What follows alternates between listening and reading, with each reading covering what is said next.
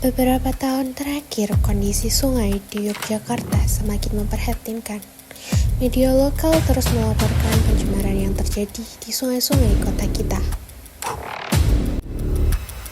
Yogyakarta berada di angka 41. Guys, tadi aku baca berita nih tentang sungai di Jogja, terang banget ya kondisinya sekarang.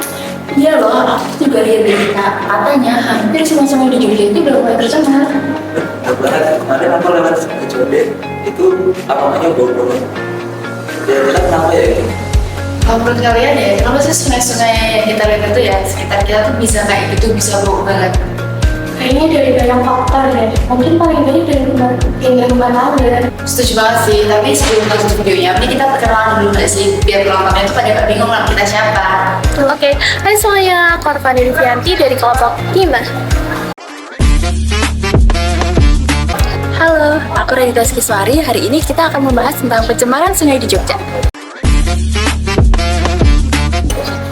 Halo guys, aku di sini bareng teman-teman aku bakal diskusiin tentang bagaimana kondisi sungai yang ada di Jogja dan bagaimana cara mengatasinya.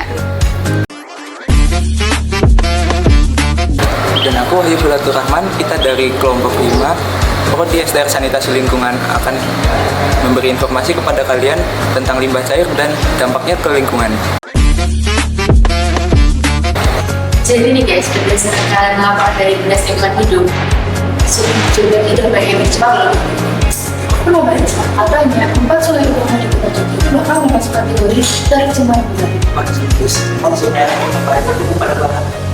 Nah, yang bikin khawatirnya lagi, sungainya itu udah tercemar dari hulu sungai.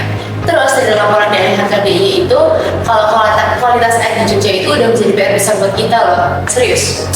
Dan yang menariknya lagi, berdasarkan penelitian pencemaran itu dari tingkat rumah tangga. Jadi sebenarnya masalahnya dekat dengan kehidupan kita masing-masing setiap hari dulu. Sekarang ini kita bahas yuk, sebenarnya apa sih yang bikin sungai-sungai kita ini gak tercemar?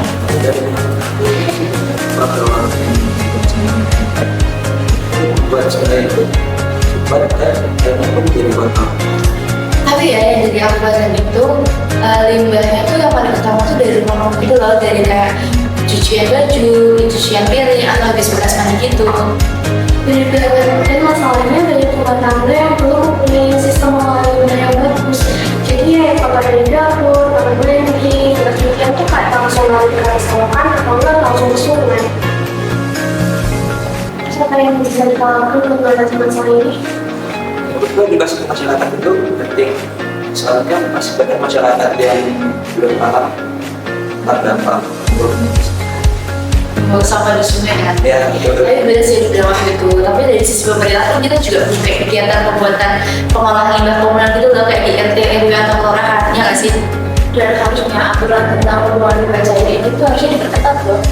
Harus ada sanksi yang tegas buat mereka yang melanggar aturan. Dari sebagai itu kita bisa melakukan banyak hal, misalnya kayak pengolahan penggunaan deterjen dan juga yang ini. Ya sih, air bisa Air beras gitu nggak sih? Oh iya, air. Buatan rumah. ya air sih. Iya, pokoknya kayak gitu kan. Terus kalau itu juga harus kayak dibuatin biofilter sederhana gitu loh. Nah itu tuh kayak alat penyaringan sederhana buat pengolahan limbah. Dan itu kita bisa buat sendiri sih kalau gitu. Jadi kita juga bisa pakai sabun dan deterjen yang alami gitu loh. Pilih produk yang biodegradable agar gampang terurai di alam. Nah dari diskusi kita tadi jelas banget kan pencemaran sungai itu sangat serius dan perlu perhatian kita semua.